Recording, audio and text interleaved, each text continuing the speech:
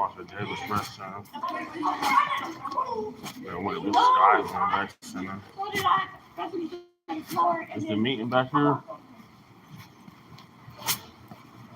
Oh,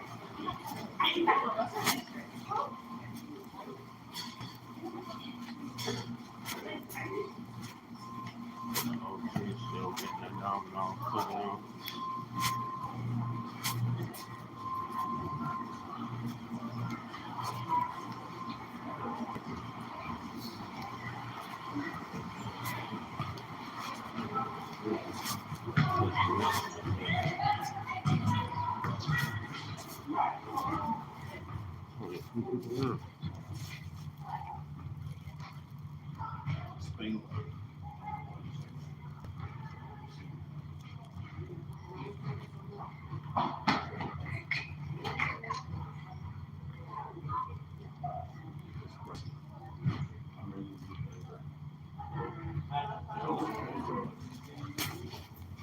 Hey, Mr. Cobb.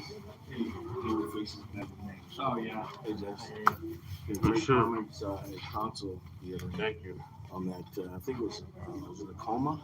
The rezoning for what the hell was this?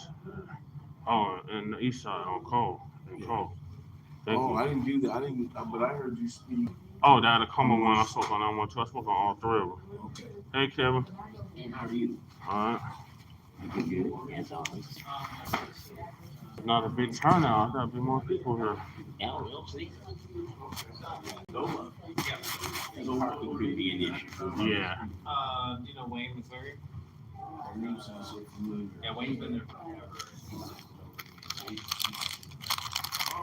Hey, we should go figure out what's going on. Yeah. Pretty much going to be not any money.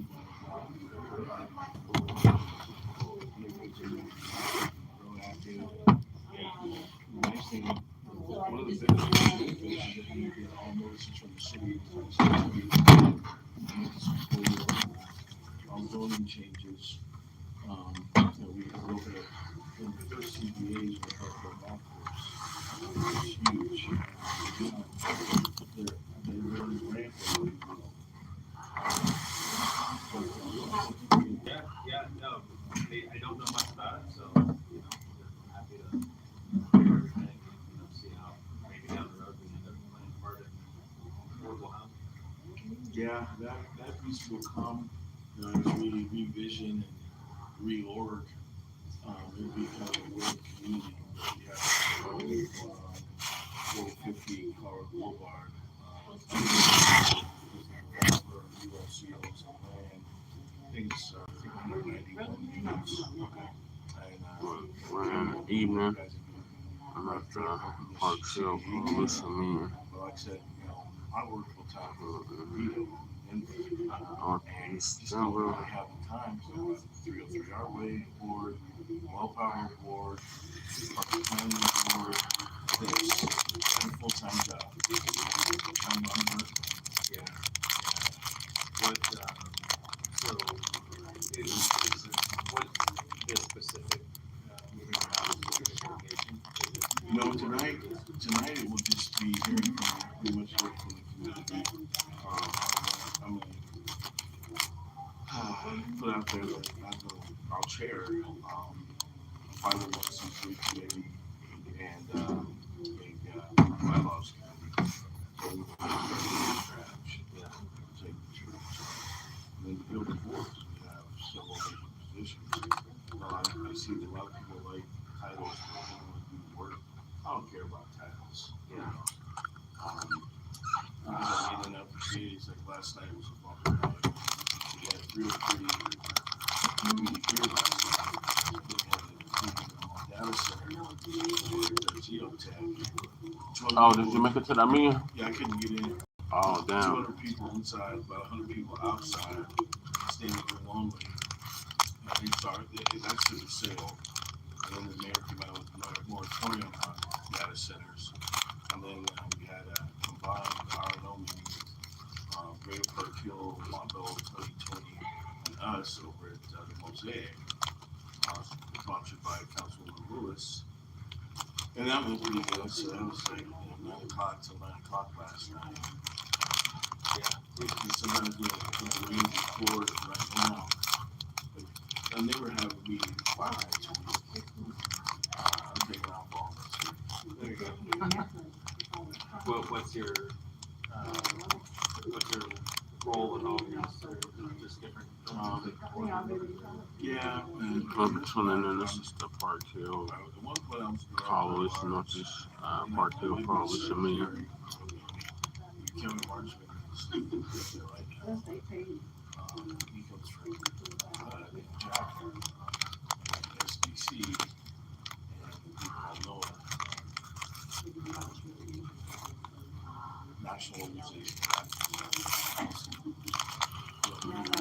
I've known Tracy Huggins forever. And next door, not the mistake. Yeah, was the acronym. Yeah. So, but I'm glad you have a card by chance. I don't. I didn't think about that. Well, you're on the list there, so Yeah. hopefully we'll add to our membership list and send out emails. Okay. Yeah. That sounds good. Pleasure, Joe. Yeah.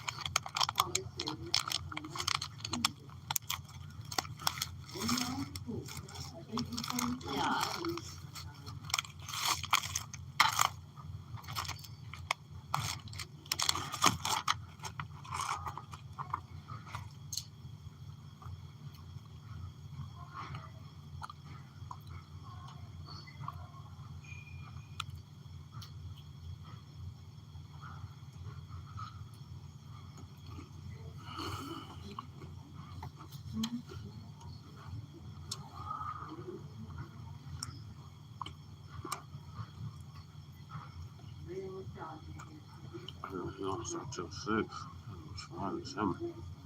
Dang.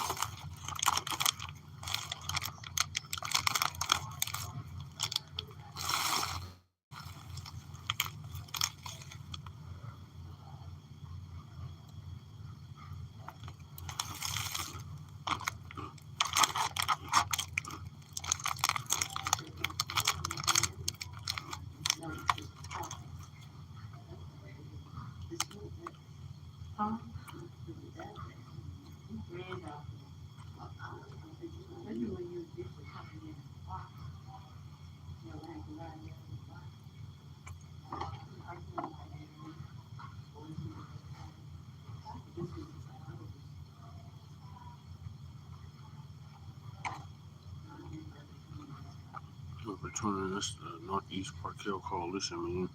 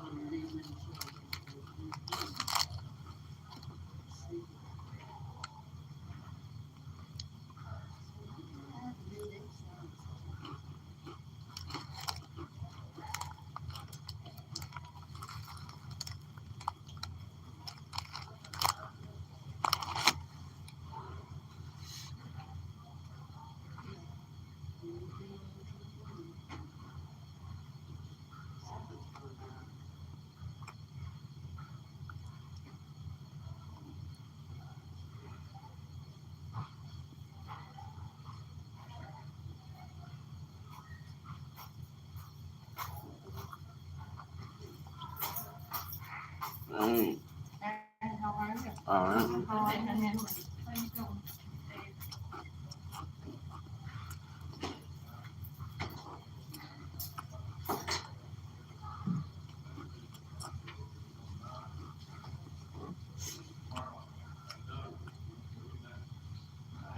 How was that meeting on the 12th? You mean online? It was online. Oh, it was one of those. We'll talk about Okay. That's a pretty weed you got there. it. No, I don't get down like that. This is all me, If baby. it was really a weave, I wouldn't say that. Yeah. Not at all. Yeah, mama don't get down like that. Well, I already know. It ain't mine. Hey, how you doing? Okay. Mr. Bailey's in the building. So we're scheduled for a 6:15 start, so we got about 15 minutes. We're waiting for folks to come through the work, right? Yes, ma'am.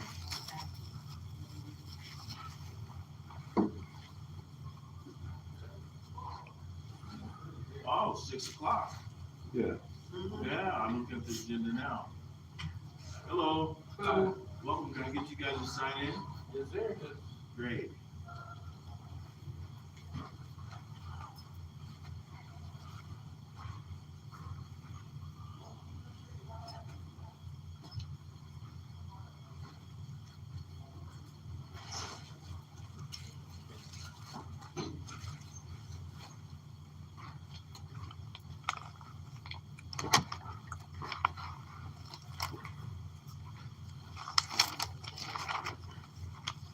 Now you come closer if you want. We won't bite, I promise. Oh, it's okay. It's okay. You should get a quick exit on me, huh? Exactly. Never know it. Never know when you need to leave.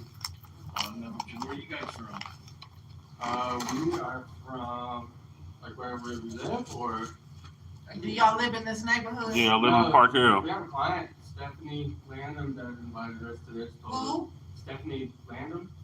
I don't know no Stephanie. I don't know, Stephanie. She invited us to this. So are y'all in Park Hill? No, we work here. You work where? Right here, we work about 5 minutes away on 34th in Quebec. Oh, okay. I don't recognize the name, but welcome. I'm glad you're here. Thank you. What's the name of your firm? Baker's Life. Baker's Life? Yes. What do you all do? Well, we do Medicare, we do life insurance, we do critical illness policies, we do a lot. We're like retirement specialists, basically. Okay. So right now y'all are really hounding for the Medicare, Medicaid for those folks turning 65 this year. Exactly. Yeah. And it's the enrollment period as well going on right now until mid-March. So y'all only deal with older folks? Exactly. Oh, so you don't do anything for the disability community? We do that. Yeah, if they're on Medicare and Medicaid, so if you're disabled, you can get on Medicare early. No, if you're disabled, you usually get on Medicaid. Not Yeah, Medicare, Medicaid. Yeah, you can get on Medicare though too if you're disabled. Not to my knowledge, because my youngest child has special needs, and it's Medicaid, not Medicare. Okay. Joel? I think you might know a little something. I know, not my expertise there. No. Stay out of it.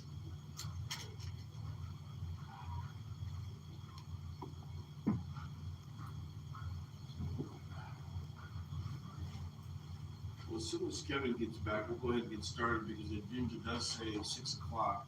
The previous agenda is 6:15 for a start. I think I shared with a few of you, there are a few competing meetings tonight on housing here in the neighborhood, so that might have had an effect on our attendance here. But once again, I'm glad that you all showed up. And we'll run it just like we had 50 people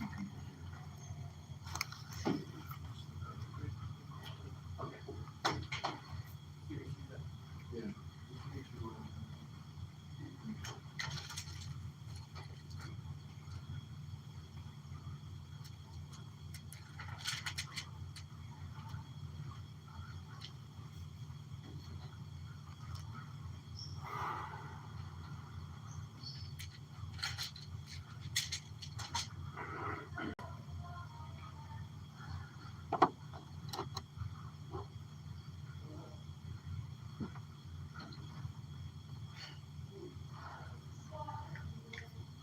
good news? Any stories?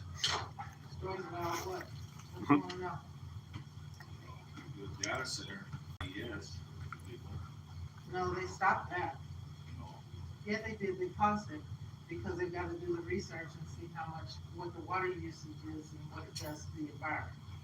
I got a message. That train is still moving forward, is the one in GS is still open.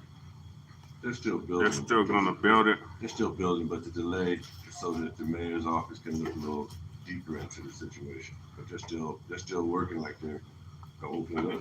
I've been at 2 meetings on it already, before it became big news, and then the meeting last night was the big meeting. But if you read them right, the current stuff, it will share with you that this one is already, it's gonna fly, it's moving forward, they're not pouring out for 6 months. Anyway, Kevin, take us off, would you? Our agenda says 6 o'clock, versus the normal 7 p.m.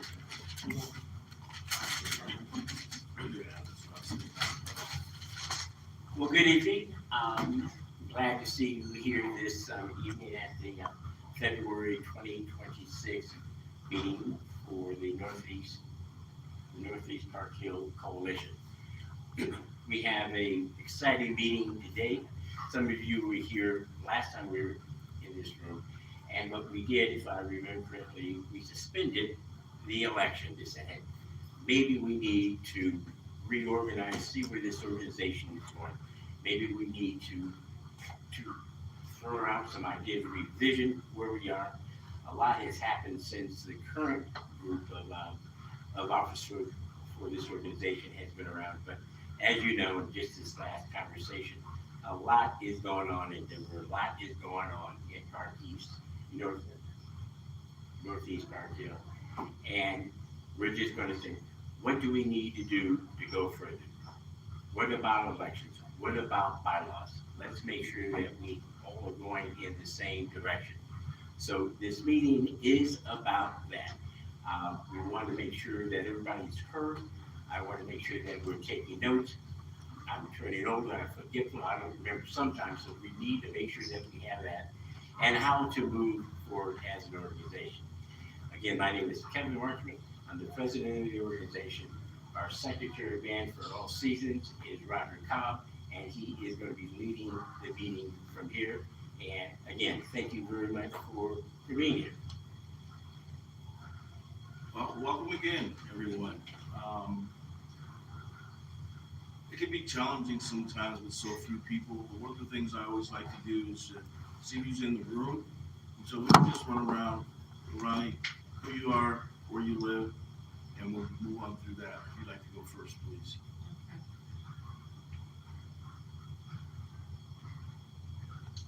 My name is Jerome Turner.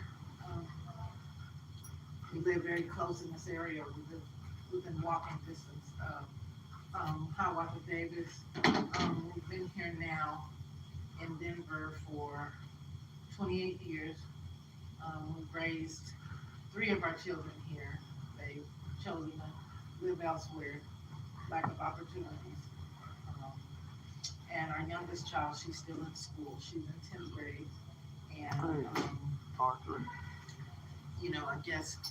I guess what I would say is that a lot of the involvement that I've had has been around advocacy in DPS for not just Black and brown children, but specifically Black children with special needs and developmental disabilities. And so I guess as representation, I would be a representative for Hope Center that's directly across the street from my house. I am on the board for Hope Center. So, a lot, like I said, a lot of the work I do is around advocacy, making sure that everybody is covered. If we're gonna do the work and we're gonna grow as a community, all of us can grow, not just the ones that make us feel comfortable. Thank you. Ms. Janet? My name is Janet Schaefer. I am a resident of Park Hill.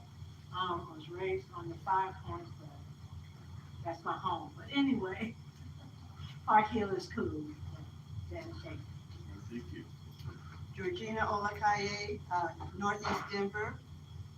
I started at Park Hill and I keep moving and moving and up, but I'm still in Northeast Denver. Thank you. Ma'am, would you like to introduce yourself? Certainly.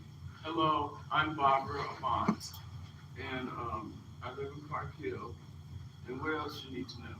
Whatever you want to share. Huh? Whatever you'd like to share. I mean, that's good. Because Oh. we're gonna actually, So I work among those, we have the East Denver Resident Council, the RNO. And my other background is that I was on the original Governor Leaf's board appointed by Romer. I was on Mayor Pittman's Black Advisory Committee way back in the day. And I was one of the original people who was with the Colorado Black Roundtable when it was implemented. I was on the Cultural Affairs Committee, co-chairing it with Lauren. So I've been around a long time. well, I'm glad you're still here and thank you for coming. Joel in the back, you know what? I'm Roderick Springs. I actually live in Thornton, but I work right over there on 34th and Quebec. I just random. She's sick, so she couldn't be here today, but she's the one who invited us here. She thought we would be able to help some people out. So I'm just here seeing what you guys are doing and what you guys are all about, and I'd love to hear more. All right, thank you. My name is Caston Ramage. Say it again. Caston Ramage. I'm actually originally from Roswell, New Mexico. I just moved up here in November. I started working over here at Famous Life on Quebec 34th. We've been working with Stephanie for about a month now. Just trying to help her really in any way we can. What we really like to do for people is try to help them save money. Whether that's through insurance or whatever, just taking a little stuff. It's pretty much all about me. I actually lived out in Green Valley Ranch. FNE, Far Northeast. That's our business. All right, well, welcome, thank you. Joel? Yeah, Joel Pavelis. I'm with, I work for the state Colorado Department of, or Division of Local Affairs. Department of what? Division of Local Affairs, DOLA. DOLA, and Division of Housing. So my specific role is we work on affordable housing with developers, so larger projects, and saw this, and we like to have a pulse on what's going on and around different neighborhoods and communities. So that's why I'm here to check it out. Thank you. Well, thanks for being here. Jesse? Yes, thank you, Mr. Cobb. Jesse Paris, also a member of the Northeast Denver Residents Council, long-term native of Northeast Denver, over 30 years in Northeast Denver. I ran for office 3 times, city council at large, mayor, as y'all know, in House District 8. And now I'm currently in 5 Points. So I'm back over here seeing what y'all up to and just basically staying in the loop. Thanks for being here, man. Mr. Bailey? My name is John Bailey. I live at 3570 Monaco Parkway. All right, so with that, we kind of who's in the room. As Kevin mentioned about the revisiting, the reorganizing, we want to hear from the community more than anything. Where do you all feel like this organization should be going? Any community issues? Because we as a community actually have an agenda that is set by the community and not just set by, say, for instance, board members. So that was really the focus of this meeting tonight, is to hear from the community, take those notes, compile them, and then bring them back to the next meeting, which would be March 25th. This is the 3rd meeting we've had this month, which is a lot, because normally we only meet once a month, the 4th Thursday of the month. So with that, John, you want to kick us off in terms of where this organization should be going and any committee issues that you have? Sure.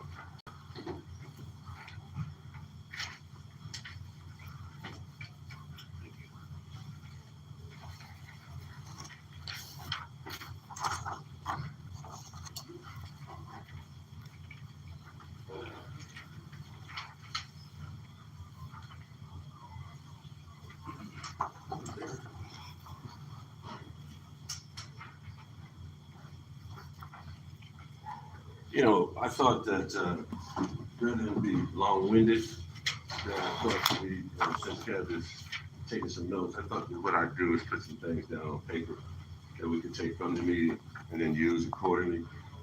And so I'd just like to go through this real quick, if you don't mind. Sure. Number one, I named Northeast Park Hill Coalition. The name suggests that many groups, or we're a coalition of community organizations, right? We are not a Black community organization. We are a registered neighborhood organization run by Black citizens in a certain geographic area. Part of why we're doing this revision approach to get a better sense of where we are in the Denver scheme of things and what this organization and citizens would like to see and has to say about what happens in the area. A motion was made to suspend the current operational approach to the organization and instead create a concerned citizens group, i.e. the revisioning group. The revision group, whose purpose is to operationalize, stabilize, and build capacity for this organization through advocacy, authentic information, and programming over the next 6 months. There's no power greater than a community discovering what it cares about. The way we identify what we care about is divided into 3 areas. The first requires looking at the complex problems we face now in Northeast Park Hill and Denver. The second requires us to look why we need to shift from what we have been doing. And third requires us to look at what is to be done. From my perspective, what I care about for this group and our efforts to be done are community development, youth violence, public safety, affordable housing, business opportunities, and programs for youth, families, and seniors. Instead of the next 6 months trying to operationalize committee, I want to encourage the revisiting group to work as a body as a whole on the following. Continue to invite and create opportunities at each meeting for community organizations to give updates and regularly do outreach. Review and update the organizational bylaws. Identify speakers to talk about subject matter and community issues at each meeting. Request monthly or bi-monthly elected officials presentation at each meeting. Look at community development efforts and who our developers are, and request their attendance at designated meetings and updating projects in the Northeast Quadrant. Invite public safety officials to meet on a regular basis. And look at sponsorship opportunities to create organizational exposure for the next 6 months.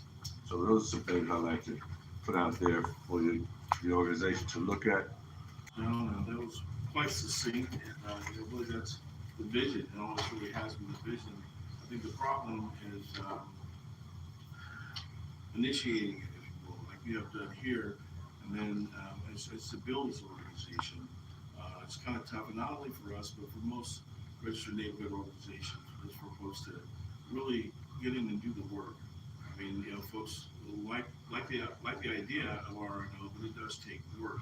There are 2 folks that just joined us while John was reading. Khadijah, would you like to introduce yourself, and then Vince, would you like to introduce yourself as well? Hello. Hi. Hi. How are you, Jesse? I'm Khadijah Hayes. I'm Khadijah Hayes. Is there supposed to be something more I'm supposed to say? Whatever you tell me. Yes, ma'am. Okay, yeah. All right, so yeah, John, you got the vision definitely down. Those are some of the things. Yes. He didn't Oh, I'm introduce sorry. himself. Vincent? I'm Vincent Owens, founder of Park Hill Financial District, and we do a lot of work inside of the community. Yes. Where's Park Hill Financial District? Right here.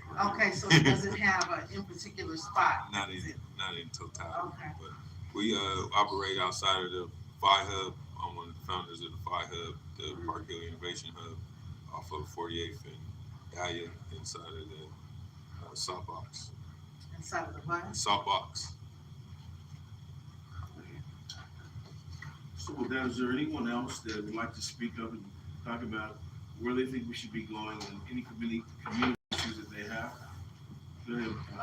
So I think as it pertains to, community organizations, I think one of the main things we need to look at, especially if bylaws haven't been updated or gone over, we need to look at what the bylaws say and how they say we should function and move from that space and look at some of the specific things that the bylaws are saying.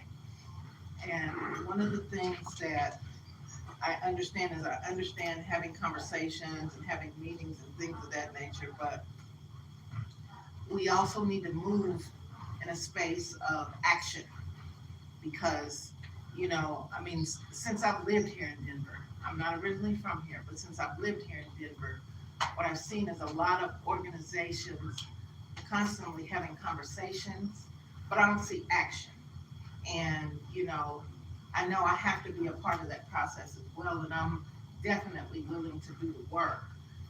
And also, what needs to happen is if we're gonna have organizations, we have to remember to include those that generally don't have a voice. And those are the ones that have, um, special needs and things of that nature. Because I can tell you, as a mother of a child with special needs, we have Boys and Girls Club across the street. And I've been trying for years to be able to get my daughter to be able to go there and utilize the services. But they always say, well, if they can't take care of themselves, we don't have anything to do with it. And, so there are a lot of moving parts and pieces, but the things that I feel like we have to remember is, whether we write it down on paper or whether we talk about it, we have to remember to include everybody. That's how you grow an organization, welcoming and bringing people in. So, Absolutely. Okay, thank you. Anyone else like to chime in? Yes, ma'am, Ms. Avant. Hello, I'm Barbara Avant. Now, I missed our meeting of the exec committee because I fell asleep. And I'm gonna tell you that because I am old. So if I get tired, I might have to fall asleep, period. And I overstepped that. But my vision for Park Hill is that it becomes, we're having this thing about we want other organizations to be a part of this coalition, then we need to identify the organizations. We need to have outreach committee to go and find them. Also, because we're a Park Hill, Northeast Park Hill Coalition, we have committees that folks need to join every week, every month that we meet. We have a sign-in sheet. So are we utilizing the sign-in sheet to email these folks who have decided to come 2 or 3 months ago or a year ago? Because that would bring more people to the meeting, is what I'm thinking. Is there a database with that information in it? Is there someone that could email everybody on that database so we get more people out? My other concern is we should have dues. Now, INC, they charge $40 a year to be a member. There are a lot of RNOs. Why don't we have some dues? Where's our working capital coming from? That's what I want to know. Well, right now, we don't have any working capital. And what I was gonna do is, once I hear from everyone who wants to speak, I will volunteer to chair, a committee to ensure that we are 501c3, which is a mechanism to where we can raise funds versus dues. It'd be really, the majority of the members to determine if we'd like to have dues.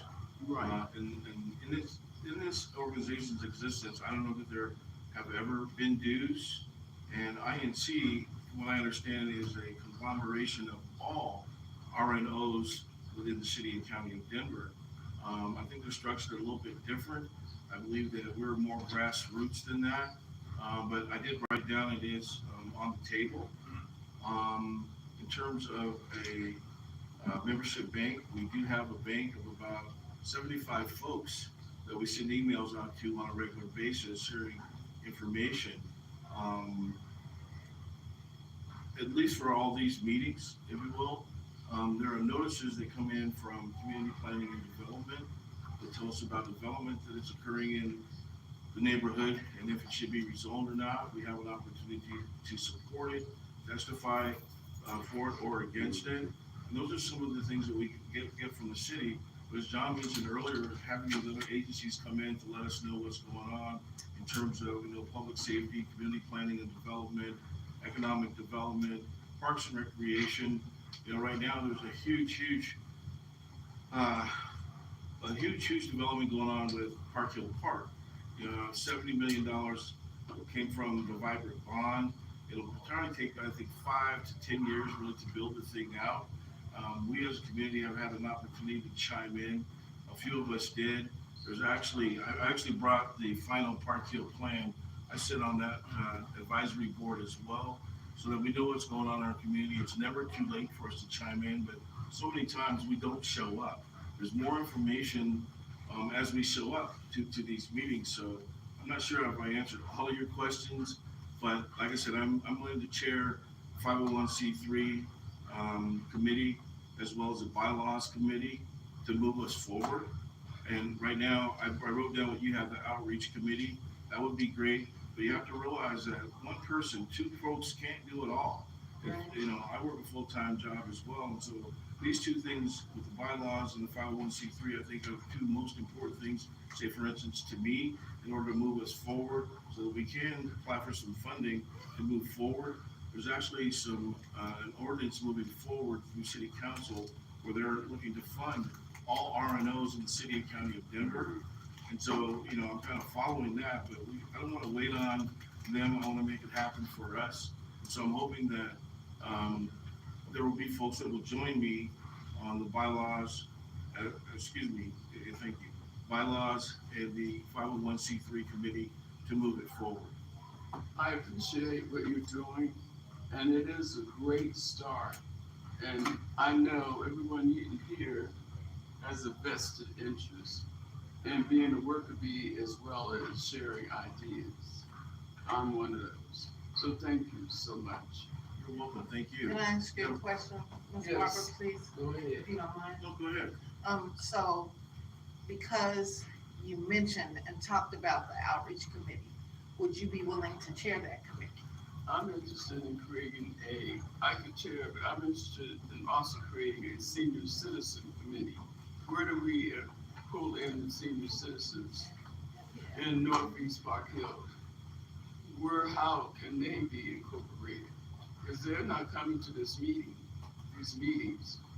How do we get them to come here? That's a really good point. And what I've learned in doing this work is with seniors, I'm a senior citizen. we go to the seniors is the way that as we really get moving this thing on, we'll go to the seniors and share information with them because I know there are mobility issues. John, you said. Yeah, I just wanted to say, Barb, one of the reasons that I mentioned earlier about the committee, the revisiting group, which is about 12 or 13 folks, being a committee of the whole, is to be able to address some of the work that you just talked about in terms of one person having to do everything. If there are a number of folks who are focused in on what needs to be done, maybe it's more than one person that can help, number one. Number two, I've lent and will lend my database of 25,000 to the organization. That's one of the things that I think I can do personally.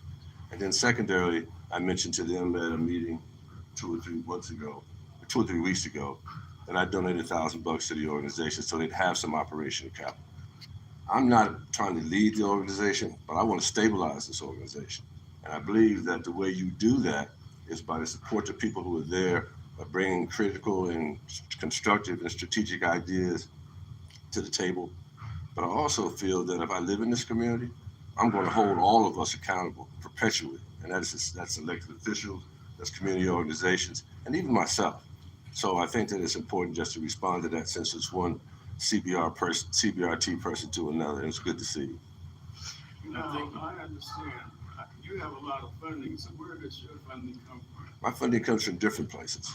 But this is not a CBRT meeting. This is at Northeast Park Hill. If you want to talk to me about that, I'm happy to discuss it. Okay, but So I'm curious. if I may, one of our past presidents, and I'm not sure if Michelle, if you're the founder of Northeast Park Hill Coalition or not.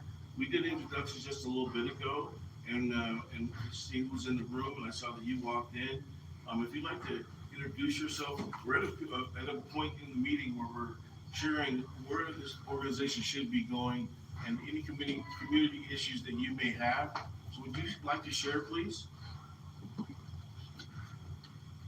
Sure. So my name is Michelle Wheeler, and I was the president of the Northeast Park Hill Coalition from its very beginning.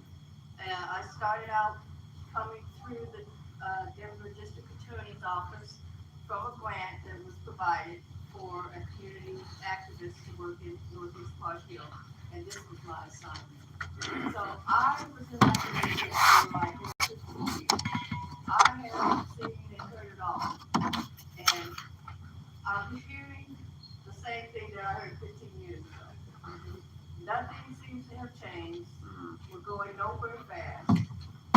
And I was asked on the board of directors, which I agreed to do because I was feeling like Park Hill is my community. My parents lived on 32nd and Monaco forever until they passed away, and then I left the community. But I still have my heart here. My son lives on 30th and Dexter with his family. So I have family here. I grew up here. I tried hard to get things done around here. And for whatever reason, it was so slow and so frustrating after 15 years, I stopped. But I'm back. Welcome back. There's got to be a way that this community can come together and get something done. And so, as a member of the board, I'm sorry to say I have not been able to attend a lot of the meetings because having been away I worked 15 and I think I was gone 15 and came back. So I missed out on a whole bunch of stuff. But when I came back, I'm hearing the same thing I heard 15 years ago when I left.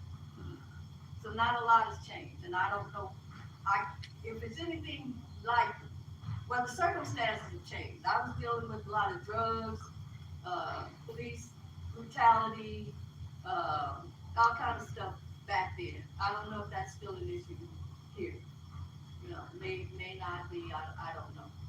But whatever's going on, I can make myself available to help figure it out. Deidre? Thank you. I have some questions, and forgive me for being late. I was rushing through traffic. So why would you want to be a C3? Are there RNOs that are C3s? Yes. There are. So you would like to have that dual responsibility? Yes. Okay, for the purpose singularly of being able to solicit donations? Yes. Okay, thank you. But at this point, you are just an RNO, Correct. and there isn't a board on an RNO. There are leaders, but there is no board. Boards are for nonprofit organizations. So I was a little confused about that. And I hear what you're saying. I inherited this. Right. And so the bylaws that were written, and Michelle, correct me if I'm wrong, because I'm sure that you all had bylaws. After 15 years, they probably morphed. It's time to restructure, revision, blah, blah, blah. And so I think you may have heard me earlier on in the meeting talking about I would chair bylaws in the 501c3 piece so that we can readdress them. Now, if the community decides that we don't need to be a 501c3 and we don't need a board, then that's what it will be. I'm not questioning that. I'm just looking at points of clarification to make sure I'm understanding.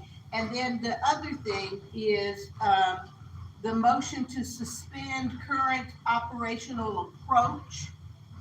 What happened to that motion? Was it passed? Is it being voted on today? Have we already voted on it? And then what we are moving on, since it is the approach is suspended, not the entity. Correct. Okay, so the approach, tell me what the current approach is, because that helps to understand where we're going. And the current approach is revisiting, reorging, if you will. Understood. So when you say approach, maybe I'm not really clear, because what we're trying to do is stand up this organization. But I'm just looking at what it says here. I made the motion, Ron. I did. Okay. All right. So the motion was made 2 meetings ago Mm-hmm. by the fact that the Northeast Park Hill Coalition seemingly was out of compliance because there hadn't been an election in 2 years. Understood. And so because of that, then rather than go forward with an election that had some candidates down, I motioned that what we do is suspend the election, right? And come up with a revisiting group of current officers and those folks who are running and concerned citizens and meet at the end of the meeting, which we did, and then talked about coming together on the 18th, which we did. Mhm. All right, so the point is, the motion was raised, the motion was passed. Action moving forward was to go to the 18th meeting with those folks who were part of the revisiting group. And from there, come back to this group and then report based on the 18th meeting, which we did earlier. And what was happening now is to then get ideas from folks who live in the community, do business in the community, who work in the community on what this organization ought to be doing. So what I did was put something down in writing Mhm. that could then be, rather than me talking all day, is to be able to then have folks be able to look at something relative to me and also entertain anybody else who had ideas similarly relative to how we build capacity. This is all about building capacity Mhm. and refocusing.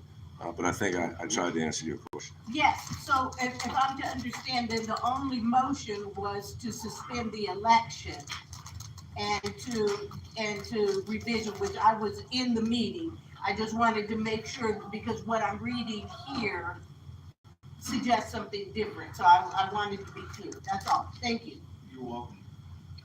We've had two folks Can join. I Go ahead, Michelle. quickly just say, 15 years ago, when I was president of this organization, we were trying to get a 501c3. We applied and did not get it, and I'm surprised that we still don't have it. Wow. Okay, there are a couple people that joined. I just want to recognize them. Helen, would you like to introduce yourself and Lamone? My name is Mo Gomes. I've been affiliated with this organization for several years, and I'm a Park Hill resident. My name is Helen Bradshaw. I think I know mostly everybody in this room. I pleasure and find myself available to whatever you guys need, but aside from that, one of the reasons why I was asked to be a part of it is because we needed not only working documents, but working people that follow through and make things happen. Okay, I'm just a cheerleader in the group, and all I want to do is support some of the entities that I know on the ground, because I am in community, and you guys know that. I don't just talk about community, I'm part of it, so for that, I want to make us accountable going forward. We can't go back to 1954 with what we did back then, but we can go with 2026, and we can go forward, and based on that, I'm gonna make myself accountable as long as the people that join don't mind making themselves accountable and don't get your feelings hurt. I gotta go. Thank you, Helen. Darcy? Come on, Mother House. I got another meeting. I'm My sorry, name you is guys. Darcy Wilson, and I am not a member of the Park Hill community. I live in the Cole neighborhood, and I work with many organizations in the Blacc community. One specifically is the Bruce Randolph area business plan that was put together years and years ago. And since Bruce Randolph runs up into Park Hill from Downing all the way to Dahlia, Bruce Randolph, I kind of cross into this area. So I really believe that we have to have a voice in the community, and we have to continue to put down, make sure our stakes are in the ground deep enough to where we have a voice and we have the ability to function. So I work with contractors, I've developed, properties, and, my roots go way back to the contractors that first started out years ago on Welton. All right, thank you. And once again, the theme of this meeting, what came out of the revision committee is to, have folks share with us where we should be going and community issues. We've heard a few tonight. Are there any other folks that would like to step up, speak up, and share with us where you think this organization should be going and if you have any community issues? Mo? So the immediate need is the city is getting ready to do a neighborhood planning initiative for near Northeast Denver. Based upon how we performed during the Park Hill Golf Course campaign, tells me that we're a very brittle organization. Okay? What we need to do is, the coalition has a legacy reputation. And hopefully in one of our presentations, Michelle, you can do the history of the coalition. Okay. Part of our coalition building, I think, is for the neighborhoods running up and down I-70. Montbello, I found out yesterday, it was overflow from Park Hill to accommodate the military. And the streets in Montbello are named after military bases. So, we've got kinfolk in Montbello who have connections to Park Hill. And it's not enough just for us in Park Hill, Northeast Park Hill, because a lot of our people have moved on, but there's still issues that we need to address.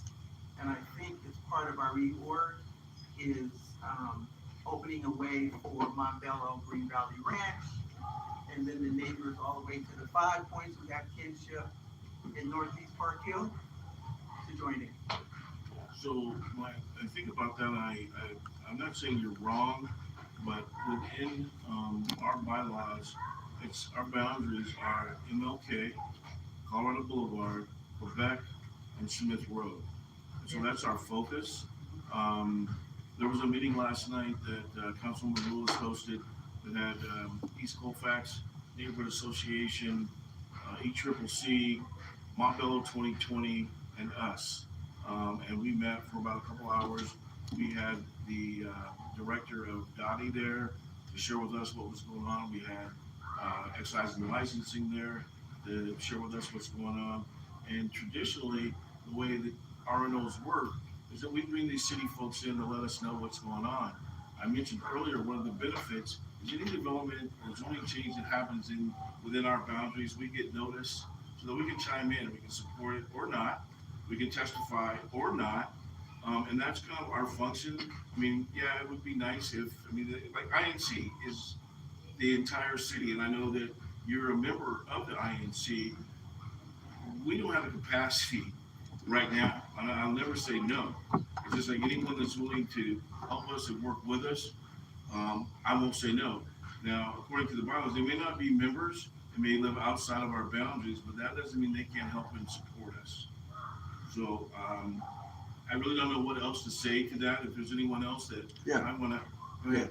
I think that she's right on target. I think both of you are on target because one, we need to make sure that we stabilize this piece. But I think the outreach beyond this piece is critically important because this is Park Hill, that is Montbello, it's Curtis Park. There's a whole lot of other entities out here.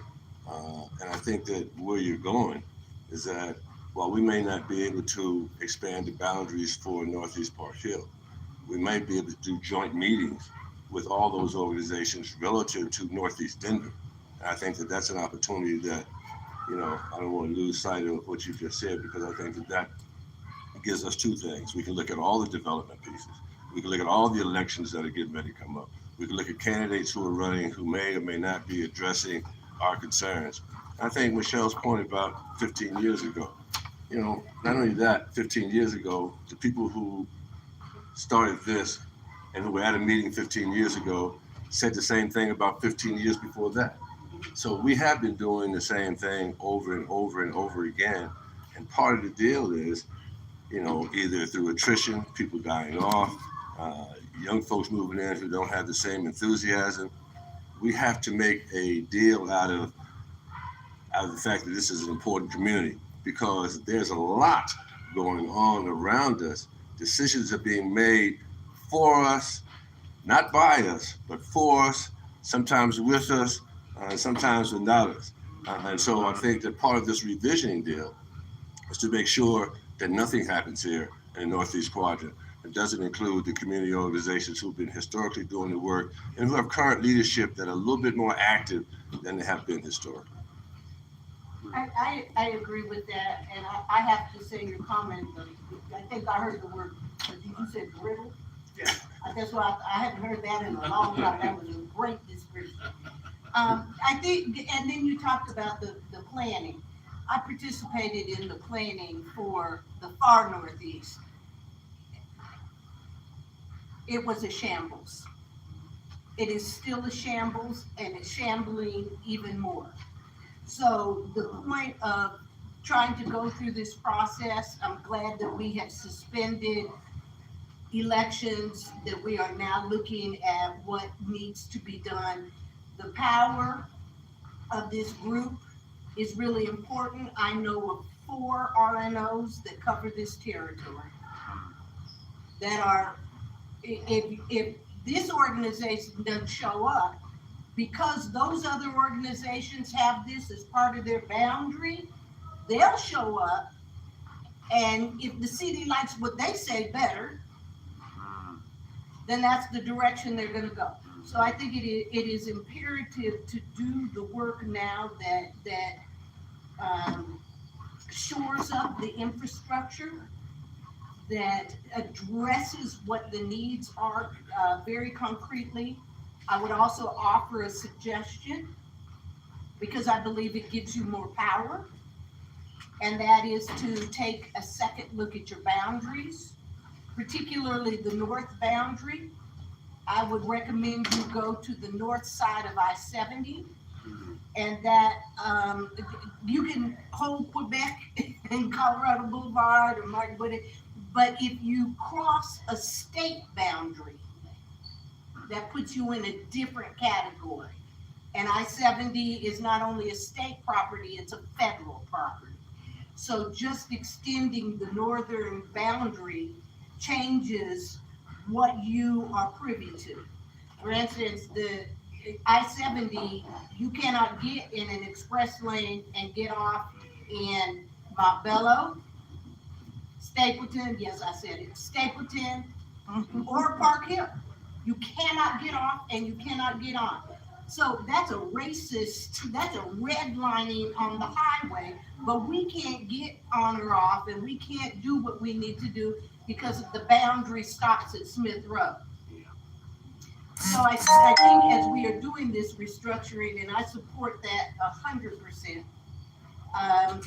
that we need to look at where other avenues of power are. And if we are not together, they will plan this neighborhood. Developers will purchase land. They will build what they want to build because it will be in keeping with the plan.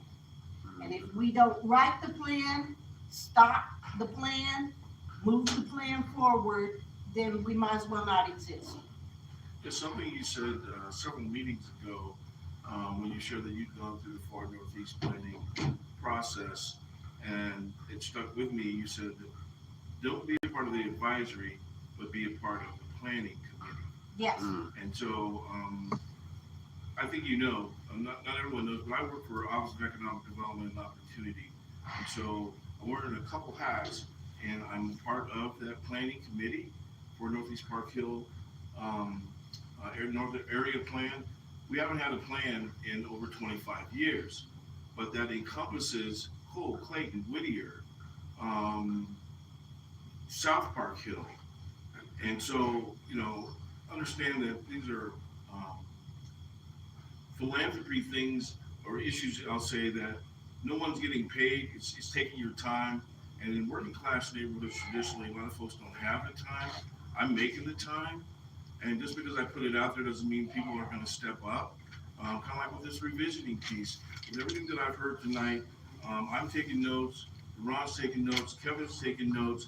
I've got about 8 things that I've heard in terms of concerns or where it is that we're going.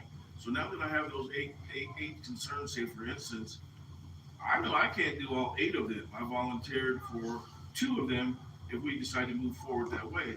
So for me, then that next step is who's going to lead what? And by when, and then report back. Does that sound like, I mean, and the floor is still open to any concerns or how we should be moving forward or any issues. So I'm not putting a period there, but just sharing where I'm at because I'm here right now and leading a piece, if you will. Say for instance, the Park Hill plan, there were several of us that worked on that particular campaign.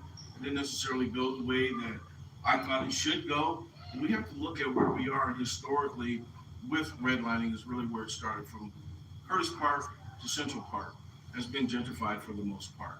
Okay, we still have a little piece, working class neighborhood for the most part. The Park Hill Action Plan, which I sat on that committee as well in the capacity of Dito and also as a neighborhood.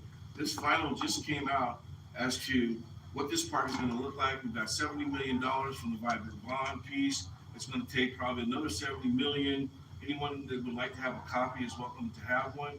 But I can't tell you I can't tell you that I knew anybody on this planning committee from Northeast Park Hill. Mm-hmm. No one. And I think to myself, why is that? Do people not care anymore? Russ, so hold that point there. The question you raised about do people not care anymore? You know, in the last 10 to 15 years, and this is going to you now, Jess, because you've monitored as well.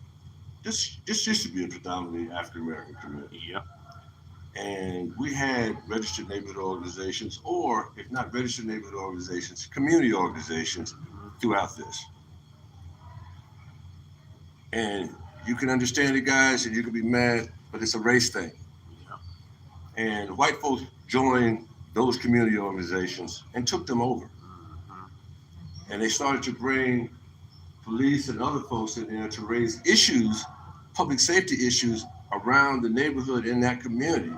And they, rather than go and confront their neighbor themselves, they brought police and public safety in to raise those issues on their behalf. They didn't have to say anything because police would then deal with quality of life issues. I think that part of us doing this, that's why I said the way you deal with a way a community recognizes its power is what it cares about. We're gonna have to do a historical analysis here, man, about how we got to this point. Don't wanna be preoccupied with it because it don't take long. But I think we need to be able to do it because it gives us a valid assessment of how we come forward with vision and a viable plan. We got voices out here, we got plenty of voices. But I think coming forward with a vision and a viable plan for what we want to see here is really the issue. We have abdicated responsibility in this area. We need to step back and regain that responsibility and accountability, or we will look like Curtis Park and 5 Points, some of those areas, because we didn't do our due diligence and step up to be counted. But I say all that to raise a question back to you, Khadijah. You said you were on that planning committee for the 4 Northeast, but you said something I found very interesting. You said, and it wasn't a good experience. No. What was it that you saw that didn't happen that could be a best practice for us trying to move forward? Because it's always good to be able to see other organizations going through similar types of experiences and what we can learn from what we can learn by hearing them share. Could you take a minute, if it's okay? Yeah, please. I take a minute, but before I do that, let me say what I will contribute. I will work with you, Roger, to ensure that the 501c3 is done in the shortest amount of time. The person that I work with can probably have it done in 2 months. What will that cost us? I said I would offer what I will offer. Okay.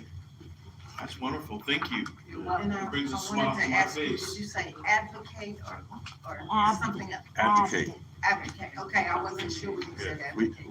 We gave up our power. Mhm. Yes, I know you Yep. did. Well, so to answer your question about what in general went wrong, is they used the oldest trick in the book. And that's what I was just telling you about. There are other RNOs that cover this area.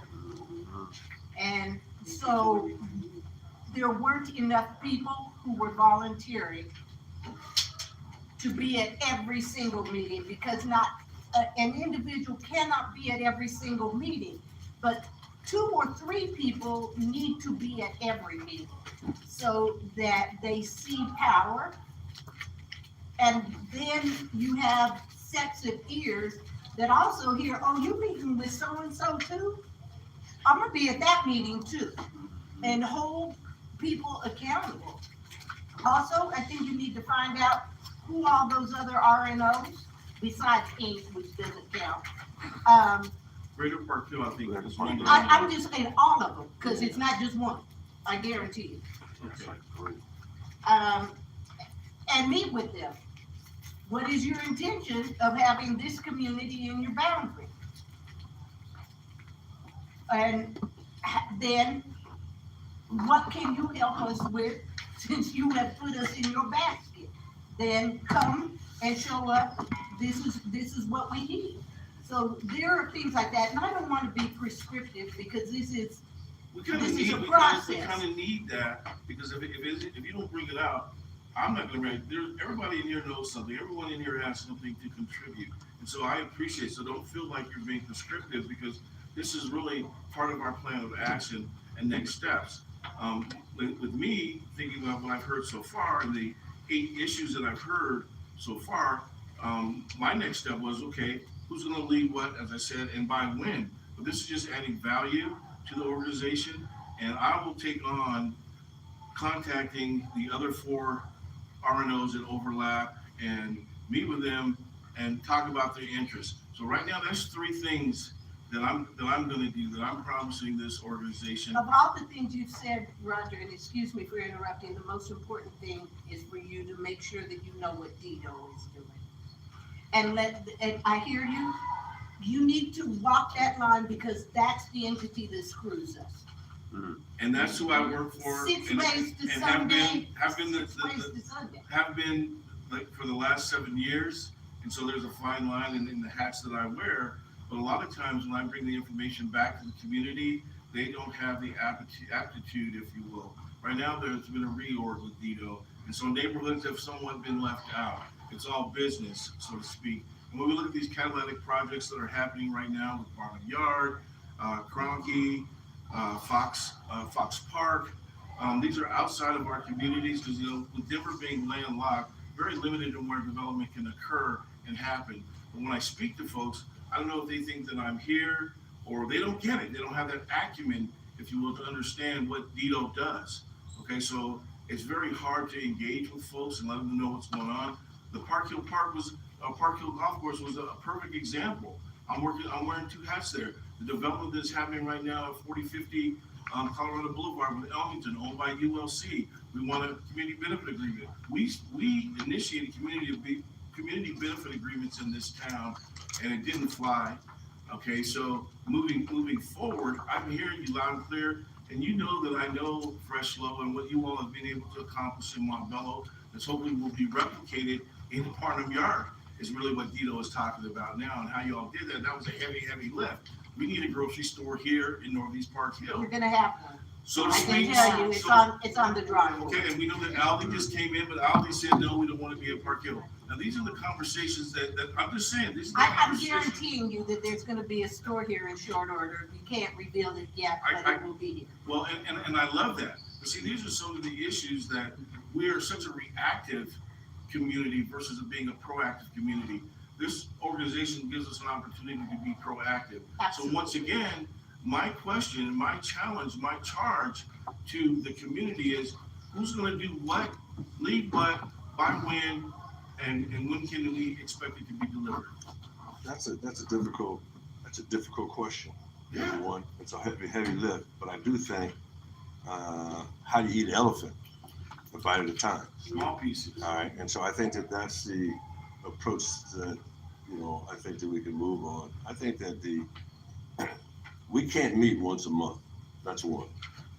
And we can't meet once a month with just the body of the community showing up. There needs to be another meeting on a monthly basis of those folks that are part of the revisioning group, so that some of that stuff that's coming forward can be looked at and put on the agenda, as well as help you and anybody else dealing with 501c3, nonprofit status, or anything else. I just think that, there needs to be an executive board meeting, for lack of a better term. And that executive board then sets the tone for what these meetings will look like. We have to be able to do it in such a way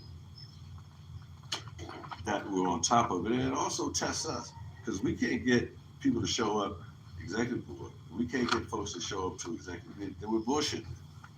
And I think that I'm beyond that. I'm not gonna waste my time bullshitting, but I'm here to make sure that we don't bullshit, all right?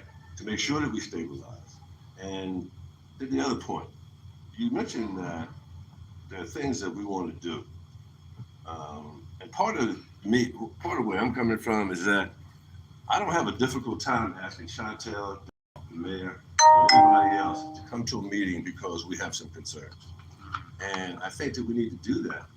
And we can do it in a non-threatening way, because it's no threat to be able to say the people in your community want you to come and we want to talk to you. That shouldn't be threatening. It should be an acceptance of the fact that, election is coming up and you better pay attention. And so I think that how we go about messaging, how we go about outreaching, how we go about engaging will allow us to be successful in some of the things that we're trying to do. I don't, yesterday's prices are not today's prices. Yesterday's activity are not today's activity. And so yesterday's strategies are not today's strategies, but I think there's a need for us to be able to do things a little different. And I think these conversations, and I will encourage us for at least the next 2 or 3 meetings to have these conversations. I want to increase the number of folks who are at these meetings. And I think each of us should be inviting 1, 2, 3, or 6 pack of folks to come to these meetings. That's the only way we can move beyond 1 or 2 people doing all the work. 1. And 2, re-engage in our community along what's important.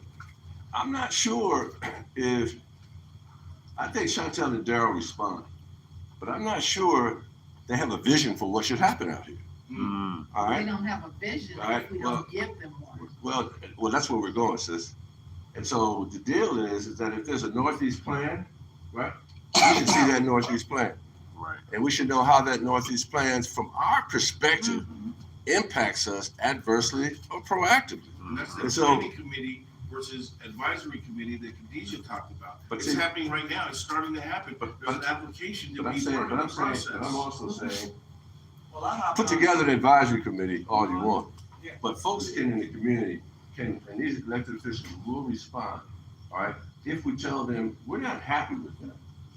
And I think that we can say that if we're not happy with that. But when we say that we're not happy with something, we better be able to make a case for what we are happy with. Because oftentimes what we do is the emotional thing. We go in and we emotionalize. And then the question is asked, what do you suggest? And then we have nothing to substantively suggest. So part of the deal is, why I'm suggesting we take this approach, and why I'm suggesting that we use this revision, is that and start collecting data. And that data is ideas. That data is recommendations for what this organization could be about. And so I just want to make sure that, that I don't want you to go down when we're trying to lift you up. I don't want Kevin to feel like y'all need to go backwards when part of what our job is to lift you up and to be there with you. You know what I mean? I know y'all are willing to do the work, but we got to help you do the work. Absolutely, that's the problem, because when you think about that revisioning committee that we established after the February 8th meeting, then when we met on the 18th, there are only, I think, 3 people here. And I don't know that those 3 people bought anyone else, because that's what it needs us to build this organization. I love everything that you said, and the key thing that's sticking with me is those small bites. And so I would put to the floor, charge everyone here to bring someone to the next meeting. Now, schedule is the March 25th. I'm wondering, and work needs to be done in between that. I'm definitely gonna work with you, Khadijah.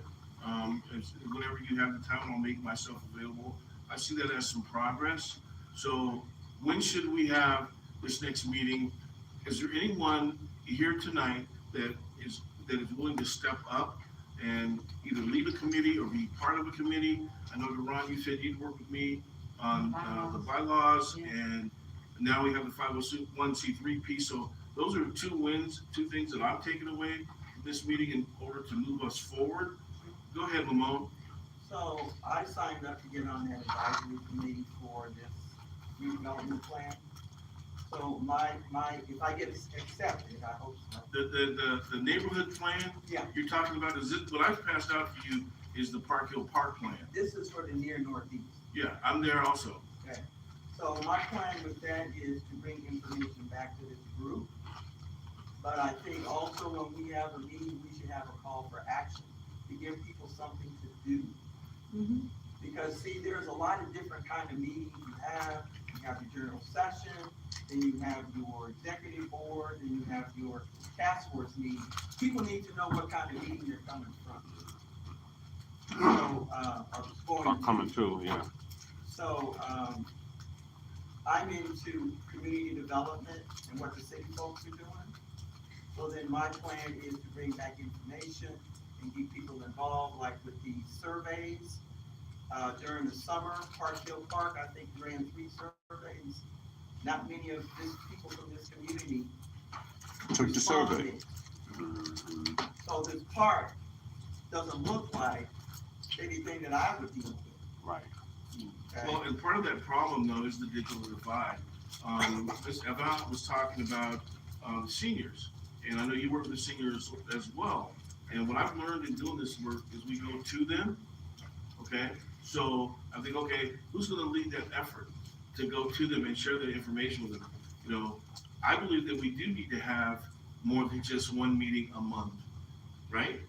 But those meetings are to restructure and determine where it is that we're gonna go from here. So committee meeting, whatever that looks like. And we haven't really established any particular committee just yet, other than the revisioning committee. Like I said, there's about 3 people here that were at that meeting. What would anyone suggest our next step is? When somebody like Lamone goes to a meeting, right? Then there should be on the agenda opportunity for reports. Yeah. All right, number one. Number two, then what Lamone or anybody else can do is call you or Kevin and say, hey, can I get time on the agenda to do a 3 to 5 minute report on this meeting? I mean, that's all it is. Okay, so that's another takeaway. Thank you for the commitment. Moving forward, what's next? I think we got some other folks here, unless we. No, the floor is still open. Well, I haven't heard from Jesse or this. Oh, please, the floor's open. I mean, I like what I've been hearing. It's a good direction. I mean, I had to step away. I moved on the other side of the boulevard, so I haven't been attending as much. But Lamone brought me over here along with Dr. Avant. So we were organizing the seniors over at the Dahlia for a number of years. So we got that. We don't have the youth here. I think me and Kevin is the youngest people here. So we gotta get the youth involved. Kevin ain't young, man. I don't know if we'll get youth here, Jess, but I think we can get youth serving organizations. Yes. You know, there are directors out here who are doing that work in the community. Denver Metro Community Impact, Right. Brianna Roy and them. It's about 15, 16 youth serving organizations. They don't know about this because here's an opportunity for them to report and recruit some support for what they're doing. And you're absolutely right. Somebody brought up maybe one of the last meetings when we think about coalition and organizations here in the community. I made a commitment and reached out to Center for African American Health. I talked to the executive director. She said someone would be here. They're not here. Yeah, They're not here.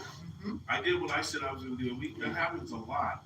You know, Herman White at one point was also a part of this board. Yeah. When we look at Otis with whole communities, you know, I get that. Yeah.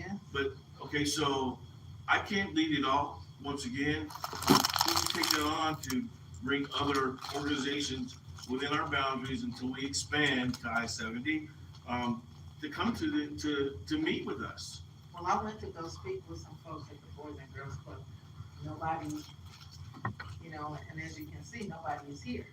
So I went and tried to do my part to get in touch with folks. And that's good to know. So from an economic development perspective, really we don't have a lot of mom and pop shops. And what I've learned is they don't necessarily have the business acumen, say to get the support from Dito. Now, if we look at north of Smith Road, which is considered an industrial, there's a lot of businesses over there. Yeah. But those aren't businesses that we visit, that we frequent, that serve our needs. I mean, we've been wiped out for the most part. So once again, I'm trying to identify who's going to do what and when. B, go ahead, man. I think I can help with some of the digital divide aspect. Maybe if we stream it and put it for some of the seniors to watch, and be able to have it on demand. If they miss a meeting, they can catch it on the stream or something. And I also believe I can help you with that from the perspective of getting digital devices available. So, We also need to have a city liaison. And the reason the park doesn't look like the way you wanted it to look, and they say we did only had so many surveys, who saw the surveys? Oh, I did. No, who saw the returned Results. surveys? Oh, I just see the pictures they had on the board. The returned surveys, No. nobody. No. That's what I'm saying, we need to work the politics, because Chantel needs to say, anytime you survey my community, I wanna be copied. Right. I wanna be copied on every survey. If you say there were only 20, I don't want to find out that there were 400, but you picked 20 because nobody else can see the surveys but the people who are making the decisions about what things are gonna look like. Community benefits agreement, They'll never enforce it. you're never gonna have teeth. You're gonna have a bully pulpit. Look at what they are asking of this community, what the community's responses are, and hold them to it. So when you're talking about youth violence, okay, so who's the liaison? Is it Ben Sanders? Then who's working with Ben? If you're talking about public safety, who is it? Because if all you're doing is talking about it here, that's like having a conversation over the kitchen table. It didn't do anything except upset stomach.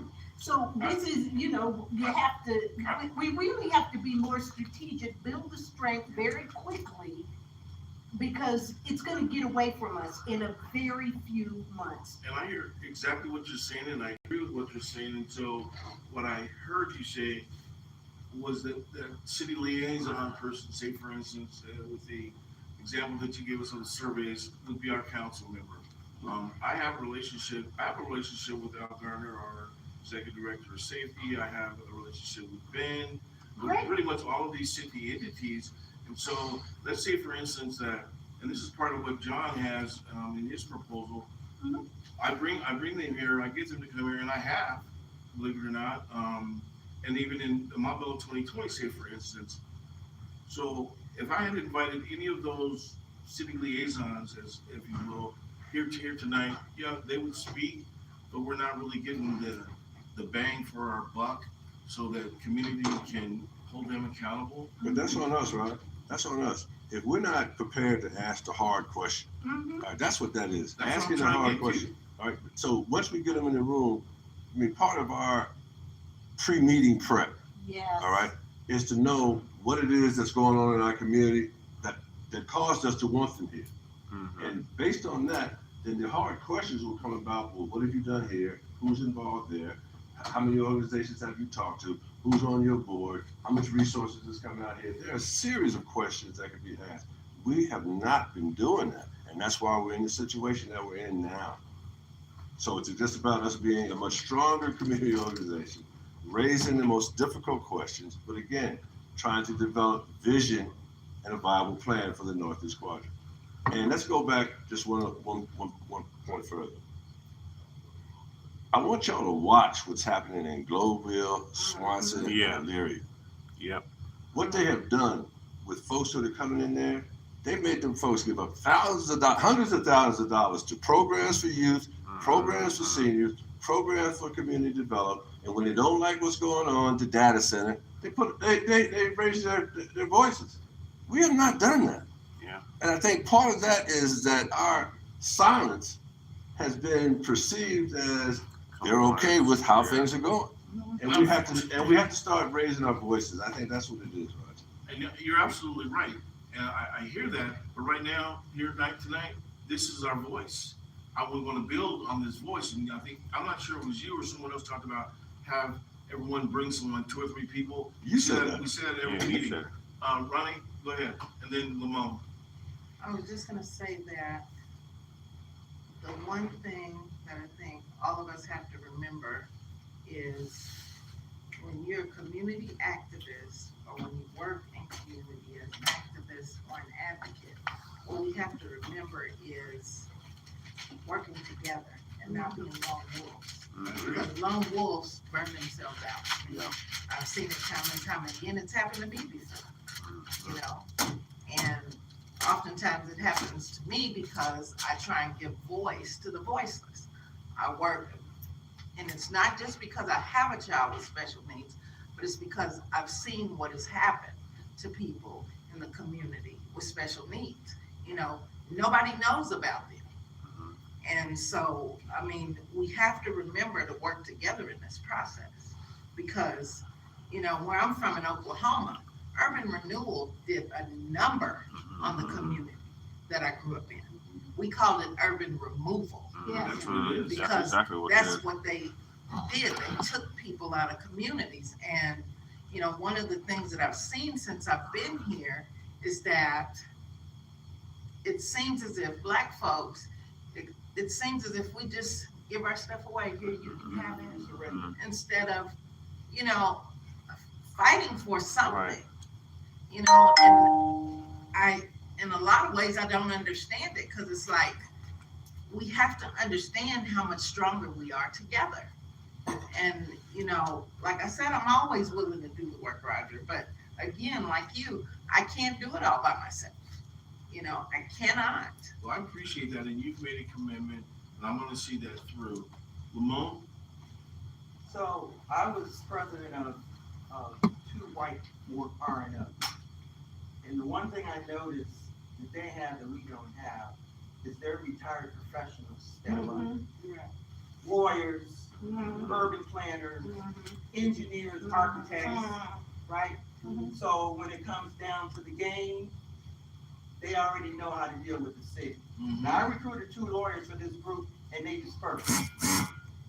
Our professionals, retired, need to get involved because we're getting our asses beat. The golf course campaign was Woody Garnsey and that group from SOS. Those people were from Greater Park Hill. Okay? And they overlap us in their boundaries. That's And one their of them. boundaries overlap. And they don't do a doggone thing for this side of MLK, which they need to pull their boundaries back, okay? And then let us have this over here, and then we can get. Brilliant. I love that. That is something that will make a statement, that'll make all the RNOs shut up. So the next piece of that is Just how, say, you cannot, you don't get to cover our boundaries. how do you do that? Well, Well, you and I go can talk into, to you Jamie work to with them. the city. I'm sorry? You work with the city. That's brilliant. We Well, don't need. I that. agree that it is, but when you look at the rules and regulations for Our RNOs, rules it have says, to change. hey, well, they need to be changed, okay? But it says that you can overlap, and there are some that overlap. That's allowed. But here's the Okay. thing with I Greater Park Hill. understand, and maybe we can do that, but maybe you can't do it without a CBA between RNOs that are covering each other. This is a branch on a tree, and you're talking about the trunk. I just picked up on that for a minute, because that is a powerful move. That sends a message. Yeah. But the other stuff that we're talking about right now, we need to get down the road. Yes. and then put some rubber on it, put some rubber on the road. Okay, But so, let me go back. My point about Greater Park Hill is they have 4 directors. In Northeast Park Hill, there's always been vacancies in at least 2 of them, okay? Mhm. Most of the people with Greater Park Hill support their interests. They're not about ours unless they want to listen in to see what we're doing and report back. Or they feel Don't threatened, step up and do or they anything. feel threatened. See? So I think they need to pull that boundary back so we can exercise our full power. well, I'll say this, I can't tell you, how rich this meeting has been, and this means so much to me because I'm just as passionate as everyone else here in the room. And so we've been at this about an hour.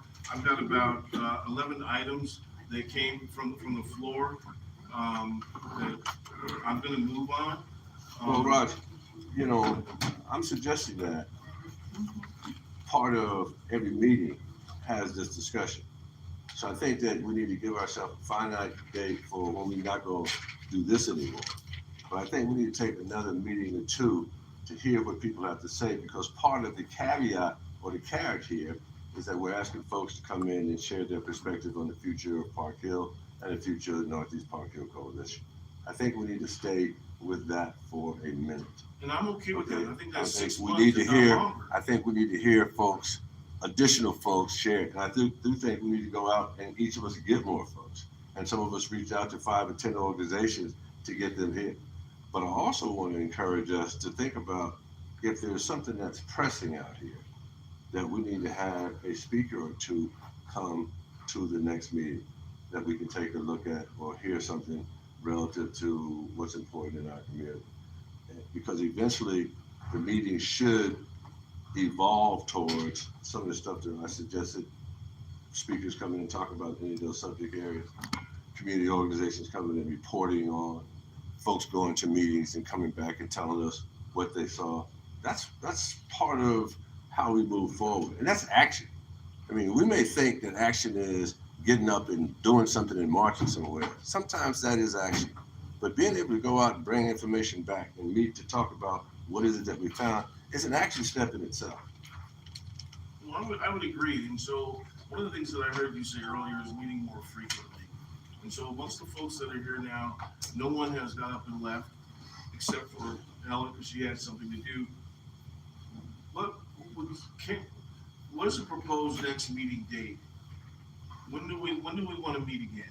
You know, what does that You look don't like? have a regular, Well, yeah, but it's once a month, and John suggested that we meet more Right. frequently. I know I'm gonna be meeting with you when you have the time outside to move forward, you know, on the 501c3. I know I'm gonna be meeting with Ronnie to address the bylaws outside of this meeting, and then the next meeting to come back and report. Because the motion that passed said that we're gonna revision for 6 months. There will always be a space a place for, you know, community input. March 18th.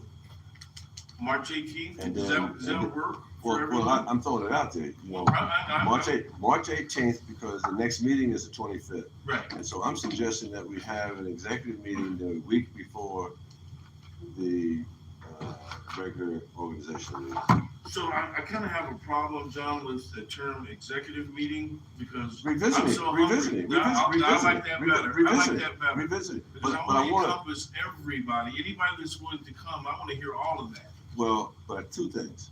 One, I think we need to reach out to those 13 folks who stayed to the meeting afterwards and let them know what we're doing, all of them. And then anybody else that wants to be a part of the revisiting piece, invite them to join.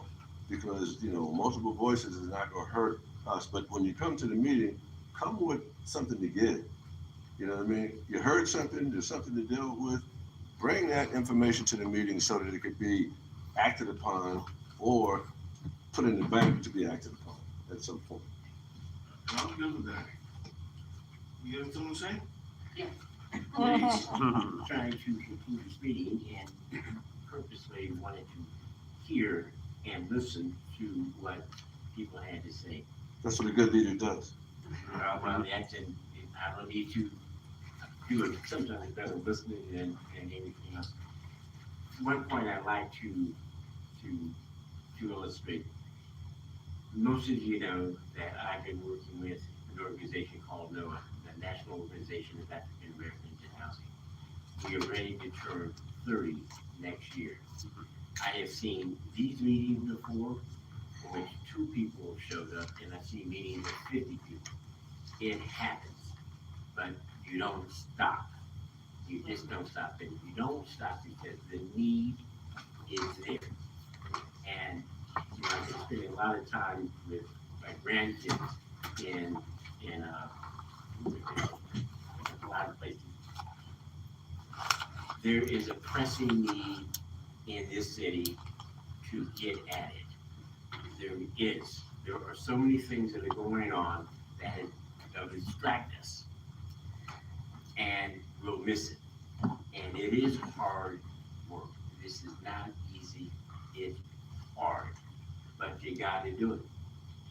And I, for one, going to do it. I can do affordable housing all day long, but we have to organize ourselves to say, all right, this is you. I think what John has laid down here said, okay, this could be a structure, it could be a beginning, but here it is. You don't have to think what he said or what Kevin said. Here it is.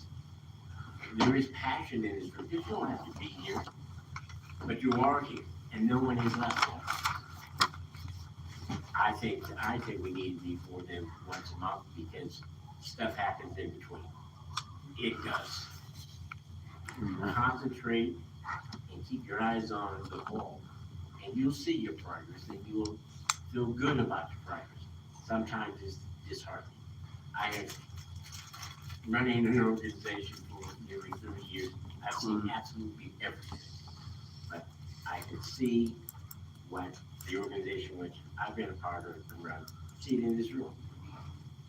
And we made a lot of progress with respect to African Americans in housing, management and executive jobs and experience and influence. It has not been easy, and it goes up and down. But right now, we can't afford the down. If stuff is happening, you can see it every day. So I like to say thank you for your contributions. I get it, I feel it. You can see we're passionate about it, we're all passionate about it. I like to see you on the 18th, and the next meeting, I'd like to hear other voices as well. If someone will say something in that meeting, they go, aha, that's what I didn't know, or that's where we can go. And go from there.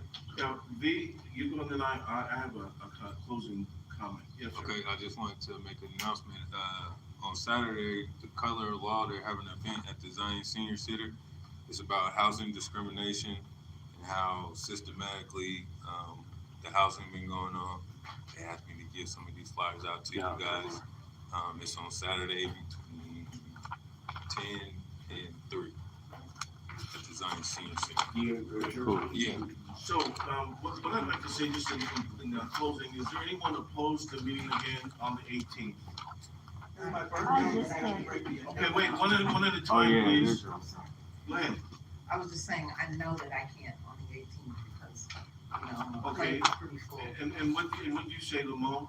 That's my It's her birthday. Happy birthday. So, See you. so, you know, I understand everybody can't always make every meeting, I get that. But is there anyone else that can't make it, or would everyone commit to coming back on the 18th? It That's was made another it no. virtual. So, I can't It do was made it Wednesdays. virtual. well, the problem with virtual, we don't have an IT guy, somebody. That's There you what go. I was volunteering for. He's volunteering. I'm hearing that, so, yeah, we can do it, because what I thought about, even though Otis isn't here, from Hope Communities, he offered his space, which is across the street, and I know you're connected, so is it okay All I then? have to do is ask him, he'll give me the key and I can let So, people. so is it possible then to do a hybrid with Hope Communities, because you said you can't be here on the Hope 18th, Center, yes. excuse me, Hope Center, you can't be here on the 18th, I think you trust me, and then you'll do the hybrid piece so that we can be more inclusive. Is that good moving forward? Yeah. So 6 o'clock on the 18th, Hope Center, I'll talk to Otis and see. possibly Hope Center, but if not, we'll do, Zoom. And Kevin will get you the membership list along with the sign-in list, and we'll continue on the 18th. And hopefully everyone can bring someone or share the link so that, we can continue to grow. So Raj, can I, just one additional, can we agree that the third Wednesday before the fourth Wednesday meeting is the time that we would meet? I like that, that'll be for. Therefore, it's a little bit more uniform and scheduled, and folks kind of know that it's gonna be the third one, the revisiting will be the revisiting will meet on the third Wednesday, and the overall group will meet on the fourth Wednesday of each month. Yes, That sounds good. I see people ready to leave or want to say, we gotta get these tables up now, so I need some help getting that, just let you know. Sir, did you want to make a comment? Yeah, I was gonna say, although I don't live in this community, I do work in this community, and a lot of clients I have that are in this community, and I know that I will let them know what's going on here. Come back, and I know Stephanie, who invited me here, wasn't here today, but I look forward to coming back here on the next meeting and helping you all do it. I appreciate it, thank you. I want to thank your life and casualty right at the road on 34th and Quebec. Okay. I'm gonna leave my cards here. Yes. And then I'm also going to put my information with y'all and for you to contact me if y'all need anything.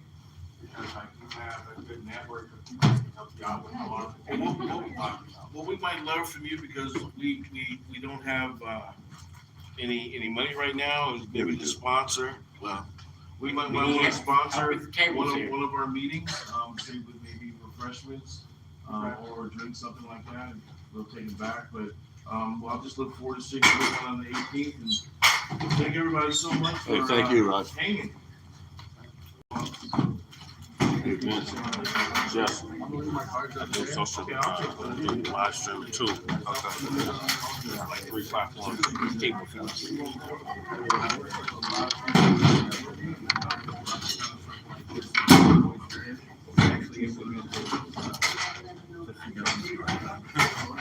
It up.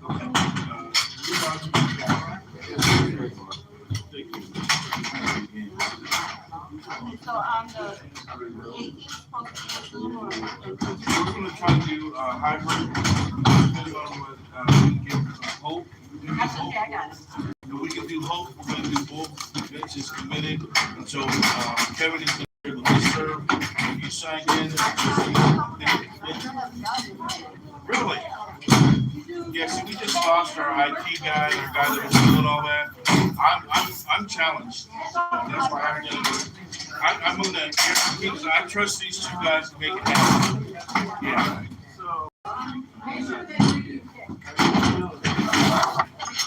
Well, see, Hey, what up, That's what this means.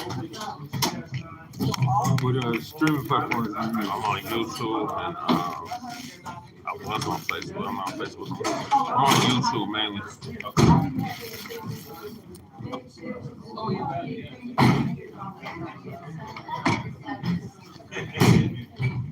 I'm used to doing that. I mean, they always do this. And I don't know why it skips a lot.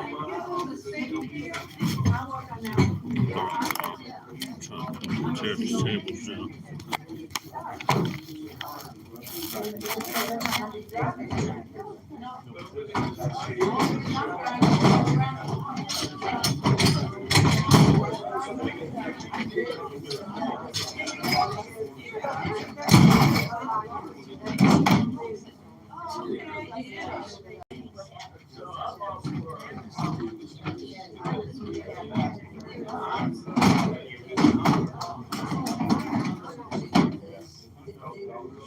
I'm 79. Yeah.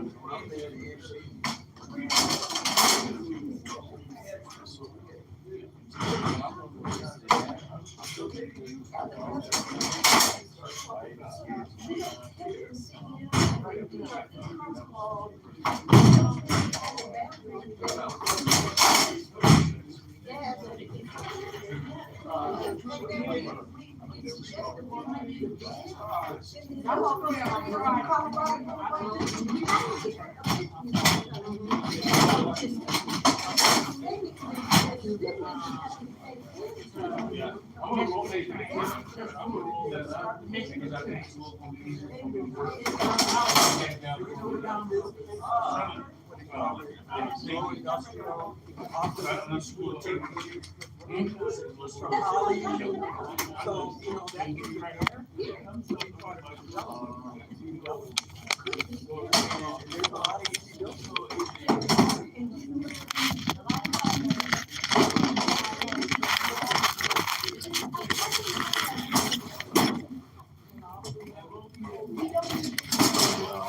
Stuff together.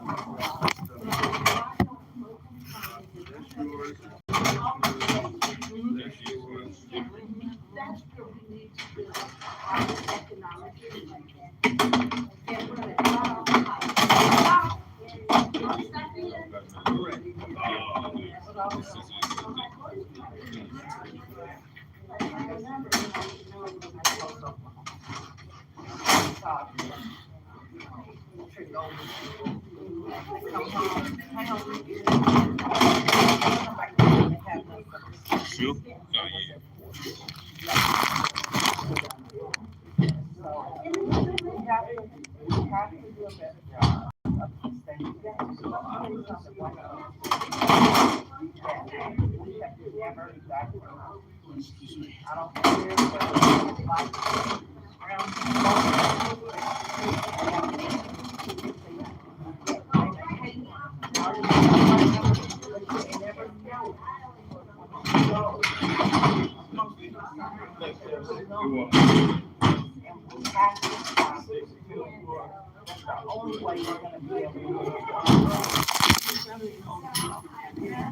You can't make nobody do what they want.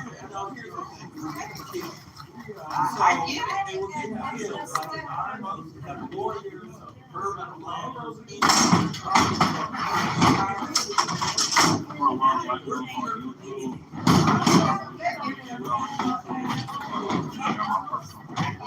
So, I agree.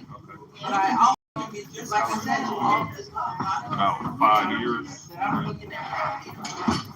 so I put ADA approved. Across the street. A person. Leo? No, they're not. They are. I have a child with special needs and it deals with the ADA. I live at the corner of 35th and Hudson. We have been there for 12 years. And let me say this. Yes, sir. What I know is Want to take have to that go down the middle of the sign, street or you want to take a picture of it? mechanical wheelchairs because the sidewalk is this big. Stay right across the street. Because they charge us a $318 sidewalk fee. Make sure that everyone gets the numbers for the video. I know that. And I've called like Chris Herndon, who never came into this neighborhood. He was the worst. Unless he had an office in what, Montbello, Yeah. because he didn't have to pay no, I know, he did it because he didn't have to pay no whole bunch of money. I called him relentlessly, when are you gonna fix the sidewalks? They have yet to do it. How you do it is by petition. Petition within 200, a block, a square block. People sign, we want this done. That puts the pressure on. See, that's why I got it. What I was gonna say was she had a list of money that I will give her. If she finds it, I talk to her on a regular basis, but she, again, she can't do it by herself. Hey, is this your phone over here? Hey, Okay. you don't know how to work? Oh, I know. Thank you, sis. Okay. You're gonna pick up the phone and do your work. That's not how it works, girl. So if you got people on your block, you can get a petition, get all these people to sign a square block, you get a petition on sale, now you got a move. The phone call makers. Yeah, I was just across the street, there was a network. All right, y'all. Thank you, Ronnie. Thank you, Lamont. So, where did that? At the end of the slide. Appreciate y'all tapping in. Might go live later. I don't know. I haven't decided. I might do a show tonight. I don't know. But appreciate you tapping in, Twin and Mac. Catch y'all on the next one. Personal thing with John, I think John's trying